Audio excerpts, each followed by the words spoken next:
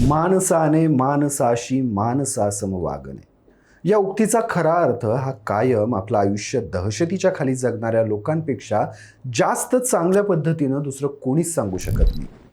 काश्मीरमध्ये सध्या याचाच प्रत्यय येतोय. आपला बहुतांश कालावधी हा संचारबंदी, दहशतवादी हल्ले, लष्करी आदेश यात घालवलेला काश्मीर आता इराण युद्धाच्या पार्श्वभूमीवर आपल्या दानशूरतेनं चर्चेत आला. इराणला युद्धाच्या झळा बसत असताना भारताच्या काश्मीर खोऱ्यातून मदतीचा एक अभूतपूर्व ओघ सुरू झाला.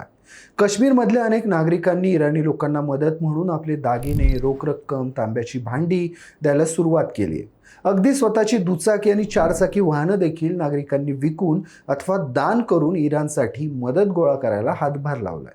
विशेषतः रमजान ईद झाल्यानंतर दुसऱ्या दिवसापासून महिलांसह तरुण मुलांनी घरोघरी जाऊन इराणसाठी मदत गोळा केली आहे. यात एका काश्मीरी महिलेने तर आपल्या पतीच्या निधनानंतर 28 वर्षांपासून जपून ठेवलेले सोन्याचे दागिने इराणमधील मदत कार्यासाठी दान केलेत.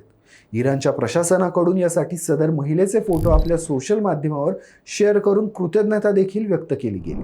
काही कुटुंबांनी तर आपली पाळीव जनावरे विक्रीला काढलीत आणि त्यामधून मिळालेल्या पैशांनी इराणला आर्थिक मदत दिली. मागाम येथील रहिवासी असणाऱ्या नौशीन झहारा यांनी तर चक्क आपल्या लग्नात मिळालेले सोन्या चांदीचे दागिने इराणी जनतेला दान केले.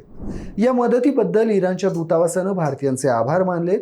इराणच्या पाठीशी उभ्या राहिलेल्या दयाळू काश्मीरी जनतेचे आम्ही मनापासून आभार मानतो. मानवी मूल्यांसाठी तुम्ही दाखवलेली ही एकजूट आणि दयाळूपणा इराण कधीही विसरणार नाही.